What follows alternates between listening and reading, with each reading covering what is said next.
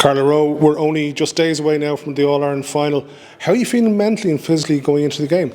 Yeah, feeling good. I think obviously after the Galway game, that was physically and mentally a tough game, and we took the couple of days we needed for full recovery. So yeah, back absolutely enjoying training, back training hard and making sure we're learning from the previous week. Can you talk us through the mood in the camp right now? What's it like? Yeah, it's exciting, it's nervous, it's the energy that you want, to be honest. That's where we train for 9 months and you're together for a couple of years or whatever it is as a squad. So this is the goal we set ourselves. So you're gonna be nervous. Everyone cares. Everyone wants to enjoy the week, but also make sure we're prepared fully for Meath. Okay, let's talk a little bit about your journey. You've been involved with the Dublin team since 2014. And it's 5 All-Irelands, 11 Leinsters, 2 National Leagues and 4 All-Stars. Back in 2014, did you ever see yourself in this position as captain of the Dublin team heading into the All-Ireland final? No, definitely not. Obviously it's a dream. You look at the likes of Sinead Ahern and she would have been a huge role model for me. And you think maybe one day that could be me, or I'd love that to be me, but no, probably never actually thought it would come through. And I just know I'm extremely lucky. I'm extremely lucky to be in the position I am today and for the previous few years, but I know I'm extremely lucky to come into a team over the last 10 years that have been surrounded by great footballers, great people, and we got to be successful in that time. And in your role yourself, how has your role changed over the years? And I have to ask the question because you've had the odd injury here and there. What motivates you to keep pushing year after year? I suppose my role hasn't really changed hugely. Maybe a little bit more of communicating and making sure that the younger girls coming up understand the way in which we play, or questions or anything like that is helping them out a little bit more. But in terms of on the pitch, not a huge amount. I think I always was quite vocal on the pitch and communicated. So it doesn't carry any extra pressure for me, which I'm grateful for. Just enjoying it and making sure that everyone around us is on the same page and we're all I suppose rowing in the same direction. You spoke earlier on about Sinead Ahern. Who else shaped your career over the years? Oh look, there's so many brilliant players that come up. I always think of when I want to dig deep and work hard and put the hard yards in, Siobhan McGrath, Denise Masterson would have been there. When I want some class in front of goal, I think about Lindsay Peat and Lindsay Davey, and passing Niamh McAvoy. There's so many girls I can name who throughout the years were just phenomenal footballers, and I always think if your mind is open and you can learn from girls like that, then the sky's your limit. You keep improving as a footballer.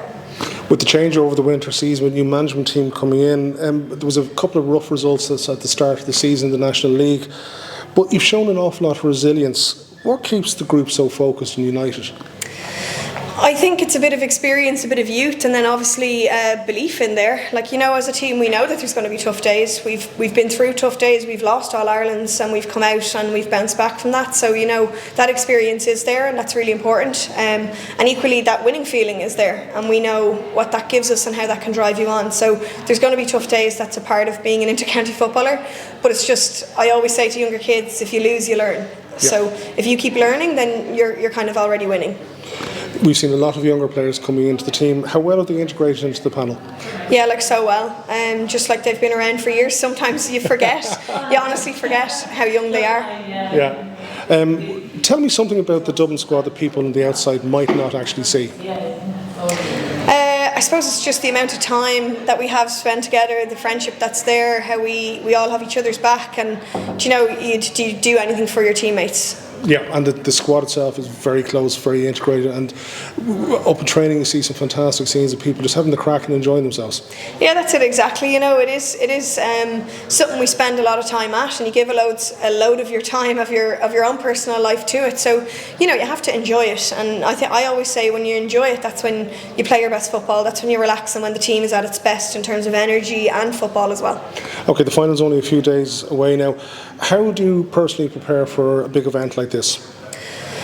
For me, I don't change too much. I actually take some time to enjoy these moments, enjoy the little things that are going on around it. But it's stay grounded. It's think about training. It's enjoy training. It's performing at training. And as I said, once I'm enjoying football, I find that everything else follows. So for me, it's just enjoying the next couple of days. Looking forward to training tomorrow. And what lessons can you pass on to the other younger members of the squad about the big day itself?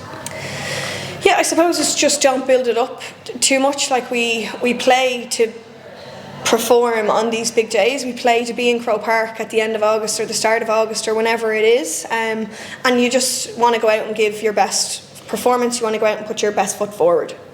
Personally, how do you manage the actual pressure itself? Because there's an awful lot of spotlight on you now, being such a high-profile athlete. I don't think that, I suppose, so maybe that's why. I don't feel that at all. I suppose nerves have kicked in as I've got a little bit older. I found that this year. But like nerves, I always just say it's because you care, and I would rather be nervous because I care about something than not feel anything at all. So yeah, for me it'll just be focus on process, focus on visualisation, and do all the things I've been doing for the last 10 years. What do you do to switch off, when in intense periods like this? I suppose just go for walks, meet up with friends, do a bit of work that needs to be done around the place. So There's always something to be done. Yeah, there's always a job. So it's just distraction, really. And then sometimes it is okay to let those thoughts come into your head, check in with them, sit with them for a little while, and then move on. Okay, last one. What does it mean to you to be representing Dublin on a stage like this? Yeah, like a huge amount. I think the older they get, the more it means to you. So for me, it's everything over the last 10 years. It's trying to give the young girls that feeling that drives you and makes you keep coming back. And showing, I suppose, what a team is and what we should be like going forward as well.